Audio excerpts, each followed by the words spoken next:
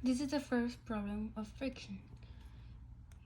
We have a body that starts from rest and then it slides to make a descent of 3 meters, and the slide have an angle of 30 degrees. The incline have an angle of 30 degrees. In A, we have to find the velocity at the bottom of the incline here if there is no friction in the incline. So to find that, we are going to use this equation. The sum of the forces in the x direction is equal to mass times acceleration. The force in the x direction is the x component of the natural force. So that means mg sine of the angle, this line over here, equals to mass times acceleration. We're going to cancel out the mass because we don't need the mass to find acceleration. So g sine of the angle is going to be equal to acceleration. Now to find the velocity, we're going to use this equation here. The velocity in the x acceleration, or in the x prime, is minus the initial velocity in the x direction is going to be equal to 2 times acceleration times the distance. Now we want to find the acceleration. So b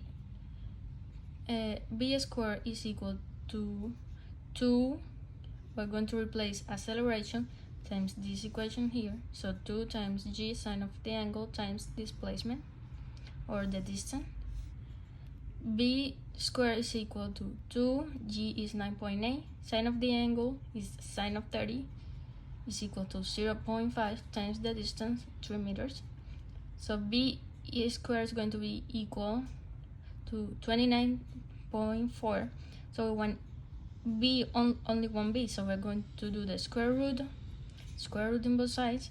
So b is equal to 5.42 meters per second. Now in b, we want to find also the velocity, but in this case there is a friction in the incline. So mu of d is equal to 0.3, so there is friction. We're going to use the same equation as before, but now there is more forces acting on the x direction. We have mg sine of the angle minus the force of friction. It's minus the force of friction because friction is going in the opposite direction than the displacement, so it's going to the left, so it's negative. So mg sine of the angle minus the force of friction is equal to mass times acceleration. We cancel out the m's again,